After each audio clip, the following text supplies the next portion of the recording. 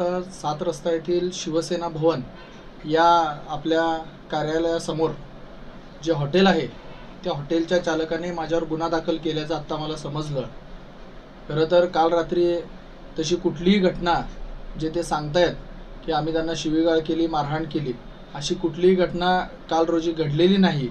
आणि त्यांची FIR copy me आत्ता बघितली तर त्याच्यामध्ये घटना 9:15ची सांगतायत आणि गुन्हा दाखल झालेला आहे 1:30 वाजता रात्री। यामुळे कुठंतरी हे बदनाम करण्याचं षडयंत्र या ठिकाणी चालू आहे। याच्या मागचं खरं कारण असं आहे की ज्यांचं हे हॉटेल आहे ते काँग्रेसचे पदाधिकारी आहेत आणि काँग्रेसच्या इथल्या शहर मध्येच्या आमदार यांनी काही दिवसाखाली आमच्या विकास कामांवरती बोर्ड लावलं याबद्दल संपूर्ण शहरामध्ये मी त्यांचा पर्दाफाश केला होता। कारण विकास कामं हे शहर मध्ये शिवसेना एकनाथभाई शिंदे मुख्यमंत्री यांच्या हातनं होत असताना, यांच्या मार्गदर्शनाखाली होत असताना कुठंतरी हे लोकसभा लढवणाऱ्या आमदार हे त्याचं श्रेय घेतात, अशा पद्धतीचे मी त्याबद्दल माझी माहिती दिली होती। त्याचाच रोष मनात धरून या काँग्रेसच्या पदाधिकाऱ्याने असा खोटा गुन्हा दाखल माझ्यावरती त्याच्या कर्मचाऱ्यांकडून केलेला आहे। खरं तर कार्यालयाच्या समोरील जे काय त्यांचं हॉटेल आहे हे पूर्णतः अतिक्रमणामध्ये आहे आणि गेल्या 15-20 दिवसाखाली महानगरपालिकेकडून त्यांच्यावर अतिक्रमणाची कारवाईसुद्धा झालेली आहे।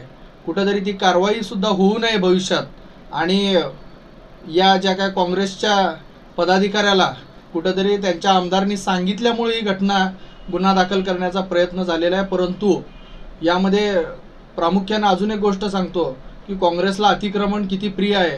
काँग्रेस भवनाच्या बाहेर देखील परवाच 15-20 दिवसाखाली नवीन अतिक्रमण करून अशाच पद्धतीचं हॉटेल त्यांनी थाटलेलं आहे। कुठंतरी हे हॉटेल त्या काँग्रेसच्या पदाधिकाऱ्यांचं आणि काँग्रेस भवनाच्या बाहेर देखील ह्या पदाधिकाऱ्यांनी हॉटेल थाटलं आहे। कारवाई या हॉटेलवर झाली तर काँग्रेस भवनावर होईल अशी कुठंतरी मनामध्ये शंका निर्माण झाल्यामुळे अशा पद्धतीचं कूटकारस्थान हे काँग्रेसचे पदाधिकारी करतायत। परंतु मला त्यांना सांगायचं आहे की माझा पोलीस प्रशासनावरती विश्वास आहे, अशी घटना घडलेली नाही आहे। त्या ठिकाणी सगळे CCTV फुटेज आहेत आणि त्या CCTV फुटेजच्या आधारावरती मला नक्कीच न्याय मिळेल अशी मी आशा व्यक्त करतो। काय घडलं होतं त्या दिवशी, एकंदरीत त्यांनी जे सांगितल्याप्रमाणे घडलं होतं किंवा नव्हतं, काय झालं होतं? खरं तर काल रात्री अशी कुठलीही घटना त्या ठिकाणी घडलेली नाही आहे। आम्ही 9:15-9:30च्या दरम्यान आम्ही आलो आणि मी माझ्या कार्यालयामध्ये गेलो, काही नागरिक मला भेटायला आले होते आणि अर्ध्या तासाच्या कालावधीमध्ये मी वापस मी माझ्या घरी गेलो।